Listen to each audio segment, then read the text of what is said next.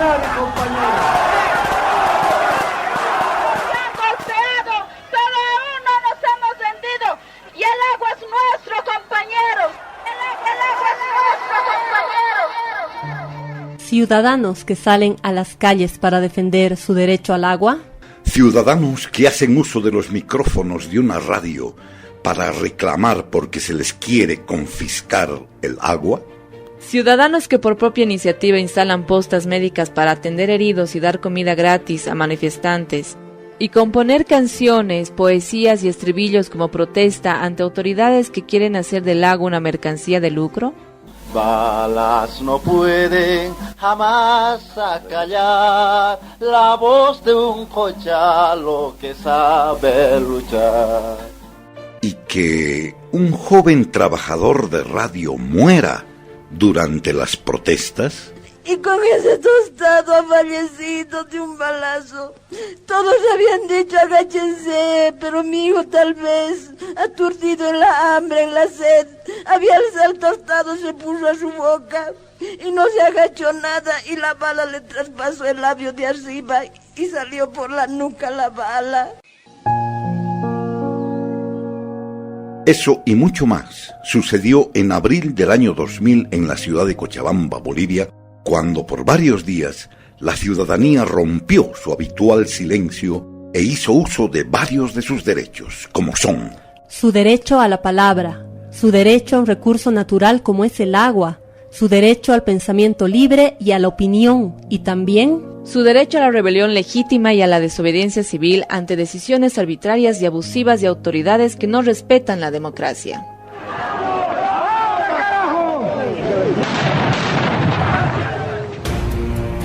La guerra del agua en Cochabamba y la participación de Radio Cancha Parlaspa.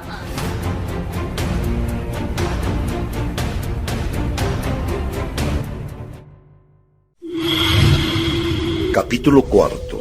El día más gris en la guerra del agua. Sábado 8 de abril. Era un bello amanecer que parecía haberse adelantado. El cielo era radiante, inmaculado. ¿Quién podría imaginar que un espectáculo natural tan hermoso podría convertirse después en escenario de tragedia? ¡Pero aún no nos hemos rendido! ¡Y el agua es nuestro, compañeros! Preferible es morir con bala en el pecho que morir de hambre o de agua. Radio Cancha, Cancha Parlaspa, ahora la llanta tiene una voz. RKP. Queridas amigas y amigos oyentes, esta radioemisora inicia sus transmisiones de hoy con preocupación y dolor. Anoche se informó oficialmente que la empresa extranjera se quedará para administrar nuestra agua, que no era verídica la noticia de que se iba, que no había motivo para la alegría de la gente. A nuestra radio están llegando noticias de que a partir de la medianoche hubo fuerte represión de la policía, que a esta hora hay varios detenidos, muchos de ellos integrantes de la Coordinadora de Defensa del Agua y de la Vida.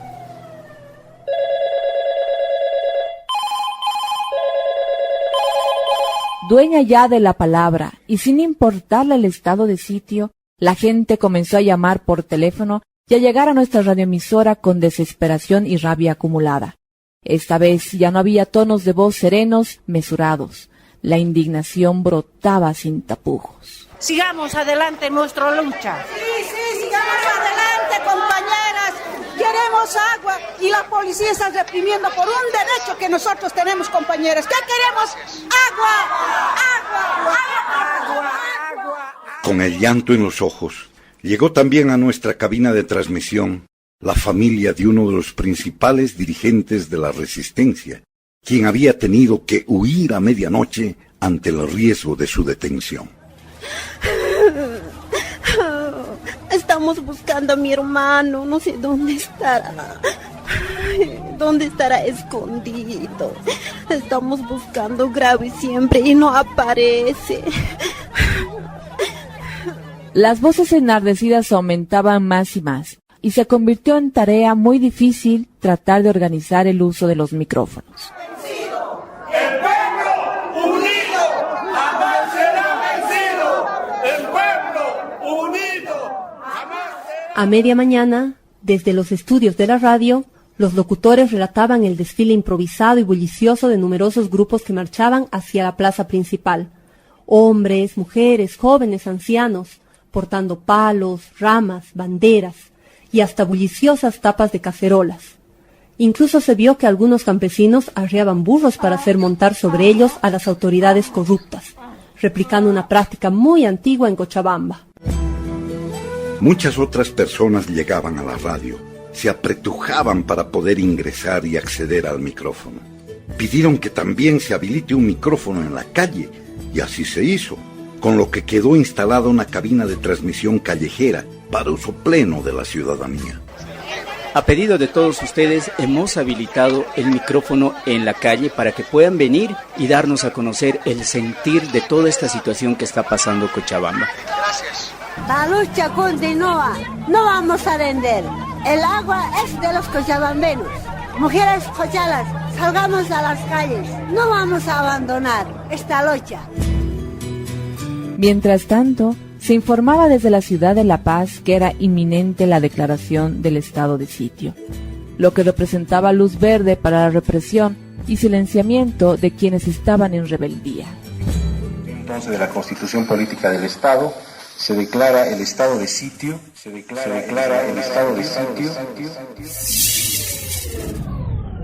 En esos precisos momentos, se produjo un corte de energía eléctrica en las laderas de la ciudad, donde la mayor parte de las radios cochabambinas, también Radio Cancha Parlaspa, tienen sus equipos técnicos de transmisión.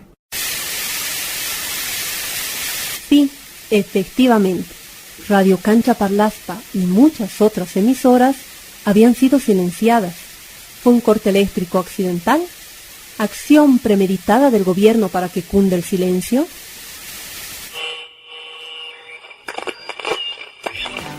La radio que te escucha. 91.9 Cancha Parlaspa. Sin embargo, ¡oh sorpresa! Por alguna razón técnica inexplicable, volvió el sonido de Radio Cancha Parlaspa, pero en otra frecuencia, siendo así una de las 3 radios que pudo mantenerse en el aire. Queridas y queridos radioescuchas, se nos ha cortado la luz en la planta de transmisión de la radio en el Cerro de Tirani, pero por algo que no nos explicamos, estamos saliendo ahora por otra frecuencia que no es la nuestra. ¿Obra de Dios? ¿Azar del destino? ¿Generosidad de algún radioaficionado? Jamás lo sabremos. Pero por varias horas, y a raíz de ello, nuestra audiencia fue absoluta en la ciudad entera. Fue entonces que llamó a la radio el alcalde de la ciudad, don Manfred Reyes Villa, quien, en resguardo de su seguridad personal, había estado oculto durante los últimos días. Querida familia cochabambina, ustedes saben, soy una autoridad legítimamente elegida por ustedes y ahora vamos a defender los derechos e intereses de ustedes. He recogido el sentimiento del pueblo, yo me debo a ustedes y voy a hacer respetar sus derechos e intereses y ese sentimiento que ustedes tienen en este momento. Lo único que les pido es que se cuiden, nos cuidemos, nos unamos, no permitamos que nos dividan intereses políticos o económicos o de otra índole. La policía viene, van a clausurar la radio. Gritos azorados desde la calle anunciaban que varios policías se acercaban a la radio. «No nos van a callar», fue la reacción angustiada del conductor, quien inmediatamente dispuso sacar altoparlantes a la calle. La noticia no era falsa, los policías efectivamente ingresaron al edificio, pero, extrañamente y quizá por temor a la gente ahí instalada, preguntaron por una oficina donde se habría cometido una estafa comercial.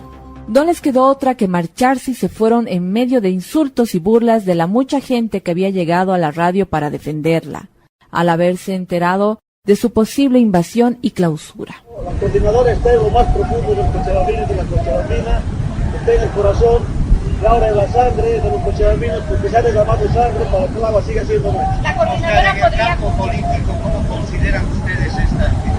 Después de 15 años, es la primera victoria del pueblo boliviano contra el modelo económico neoliberal. En general, la actividad que se desarrollaba en torno a la radio era muy intensa. Las personas se habían convertido en corresponsales, periodistas, opinadores, editorialistas.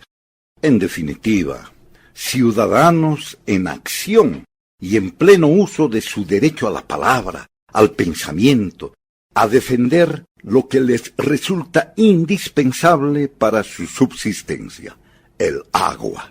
En ese escenario, el estado de sitio se convertía en un chiste, una piltrafa, una mera anécdota.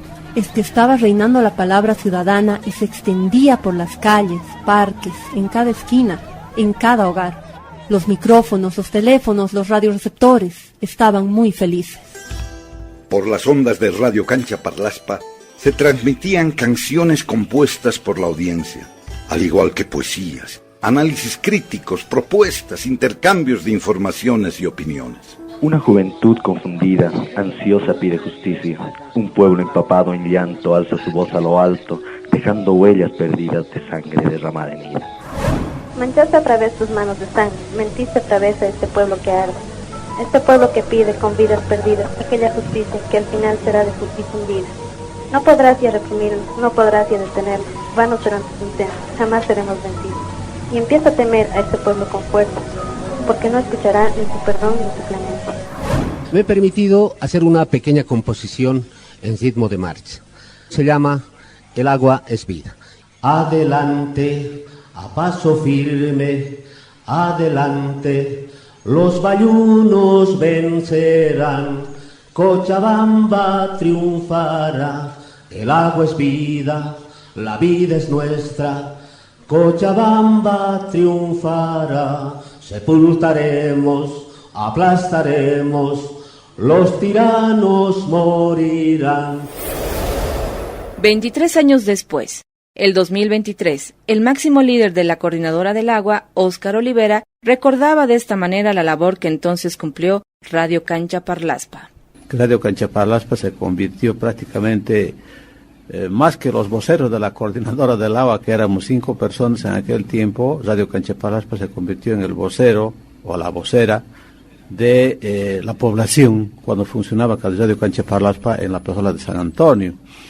Yo me acuerdo bien que todos escuchábamos Radio Cancha Parlaspa porque ahí no hablaba tanto el periodista, sino hablaba la gente común, la gente de la cancha, la gente de los barrios periféricos que asistía a Radio Cancha Parlaspa y expresaba su opinión sin que medie para ello ninguna persona que le diga qué es lo que tiene que decir. La gente hablaba con el corazón, hablaba con el sentimiento, hablaba de manera apasionada, alegre. Radio Cancha Parlaspa se convirtió en la voz del pueblo en aquel entonces. Sí, efectivamente.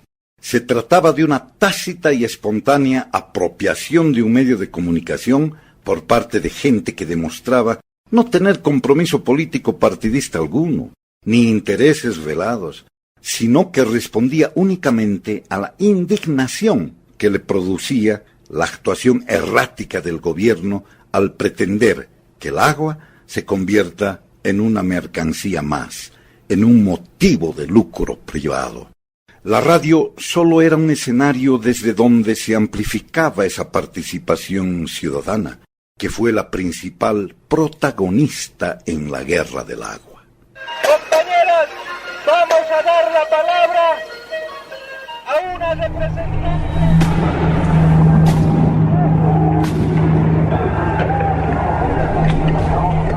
Pero regresemos a ese sábado 8 de abril del año 2000, pues aún faltaba lo peor.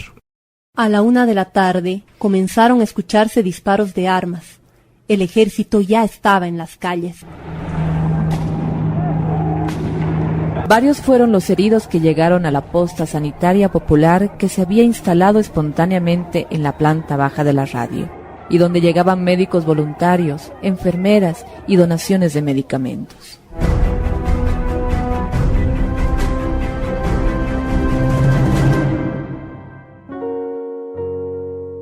Sin embargo, todas las personas que en ese momento estaban en esa febril actividad no sabían, No podían siquiera imaginar que a esa hora, muy cerca de la radioemisora, un joven de 17 años, que era hijo, que era hermano, que era amigo, que era estudiante y que masticaba tostado para aplacar su hambre, acababa de morir con una bala asesina que le perforó el cerebro.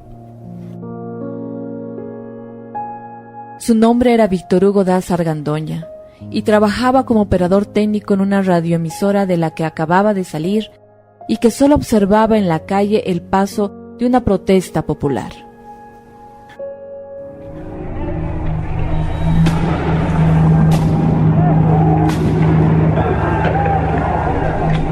Nuestra radio no lo sabía, no conocía a su madre, ni la historia de vida del joven abatido.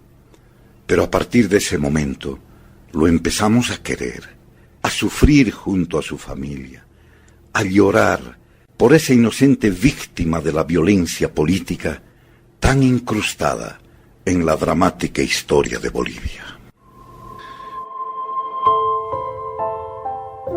Víctor Hugo, tu muerte no se llora, simplemente la izamos en el aire y desde ahora la nostalgia será un viento fiel que hará flamear tu muerte para que así aparezcan ejemplares y nítidas las franjas de tu vida.